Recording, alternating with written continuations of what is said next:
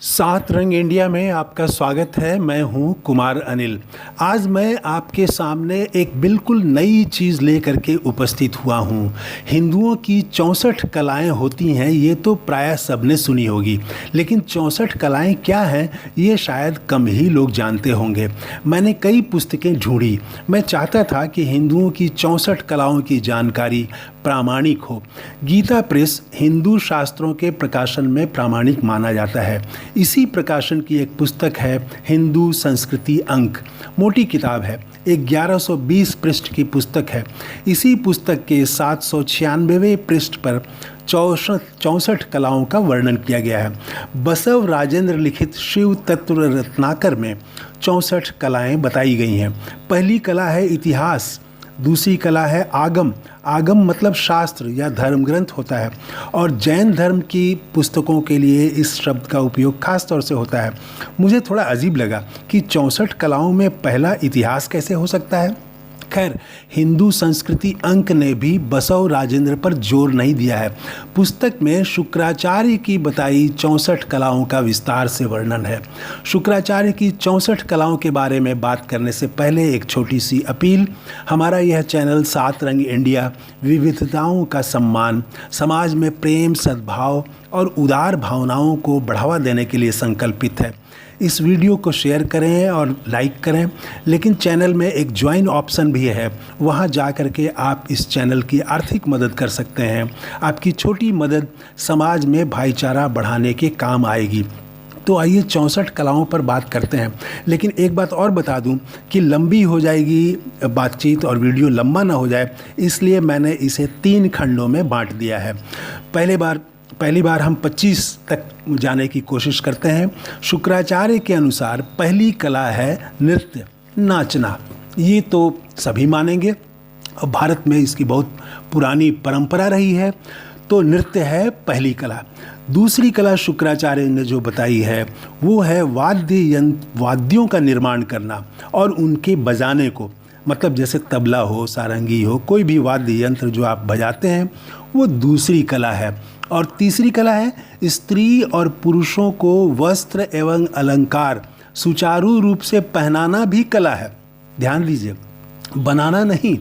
स्त्री और पुरुष के अलंकार, उनके कपड़े, उनको ढंग से पहनाने वाले होते थे, तो पहनाना भी एक कला है। ये तीसरी कला है।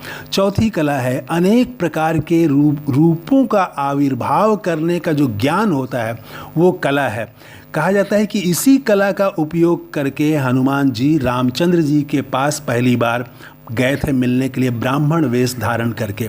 तो ये जो रूप बदलने की कला है, रूप बदलने का जो ज्ञान है, वो ज्ञान अगर आपके पास है तो ये भी एक कला है, बार बार कपड़े रूप बदलना। चौथा। पांचवा है शैया और आस्तरण, मतलब बिछौना, सुंदर ढंग से बिछाना। अच्छे ढंग से आप बिछा दें, मच्छरदानी लगा दें, तो ये भी कला है। छठी कला है द्यूत, यानी जुआ। भाई ये तो बड़ा गड़बड़ है, लेकिन है ये कला, छठी।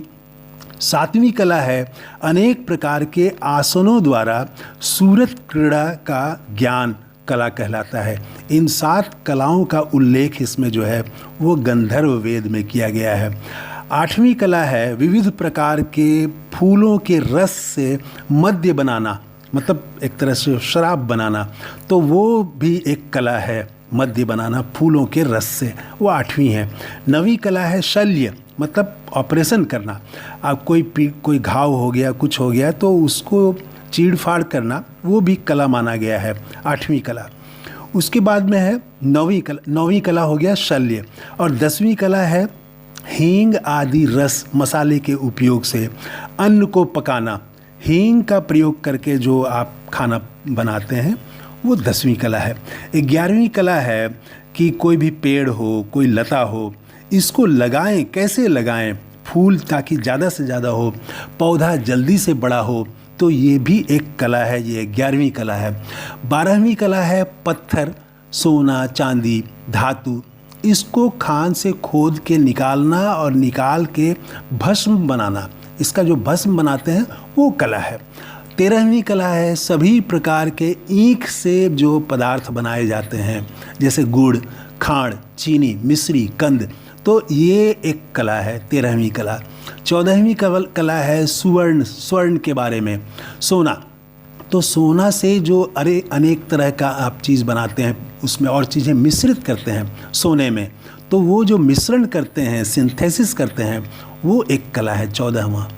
15वीं कला है मिश्रित धातुओं को उस मिश्रण से अलग कर देना, भी कला है। अब इसके उल्टा, तो जो आपने मिश्रित किया उसको आप अलग कर देते हैं, तो ये 15वीं कला है। 16वीं कला है धातु आदि के मिश्रण का कैसे मिश्रण करें, वो जो विज्ञान है वो कला है। और 17वीं कला है नमक से जुड़ा हुआ है, कि समुद्र से कैसे नमक निकालें, मिट्टी निकालें, वो उसको कला माना गया है। इसी तरह से अब आइए 18वीं कला, कि 18वीं कला में है कि पैर आदि जो अंग हैं, इसका इस तरह से आप संचालन करें कि आपके हाथ में जो अस्त्र है वो स्थिर रहे, वो गिर नहीं जाए। तो ये शस्त्रों के संचालन में ये 18वीं कला है। 19वीं कला है कि शरीर का जो जोड़ होता है, जैसे ठेहुना है, केहूनी है, तो ये जो जोड़ है, इस पर विभिन्न अंगों को खींचते हुए जब दो पहलवान युद्ध करते हैं, तो इस पर जोड़ पर कैसे आप चोट करें, ठेहुने पर कैसे चोट करें, केहूनी पर कैसे चोट करें। तो ये जोड़ पर चोट करने का जो ज्ञान है, जो कला है, वो 19वीं कला है। इसी तरह से आइए अब बात करते हैं 20वीं कला की।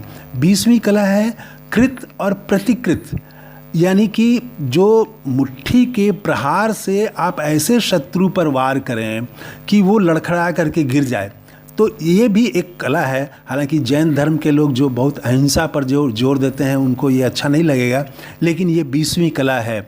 इसमें लिखा हुआ है कृत और प्रतिकृत आदि अनेक तरह के अति भयंकर बाहु, ब्रैकेट में है मुष्टि, प्रहारों से अकस्मात शत्रु पर झपट कर किए गए आघात एवं शत्रु को असावधान पाकर ऐसी दशा में उसको पकड़कर रगड़ देने का जो तरीका है, युद्ध कला है, उसी को निपीड़न कहते हैं। और निपीड़न से अपने को बचा लेने का जो है काम, वो प्रतिक्रिया कहलाता है। अर्थात बचाव और हमला, ये दोनों ही कला है 20वीं कला। तो 21वीं कला की बात हम अगले वीडियो में करेंगे। और देखिए हमारा अगला वीडियो। तब तक के लिए इजाज़त दीजिए। थैंक यू, धन्यवाद, जय हिंद।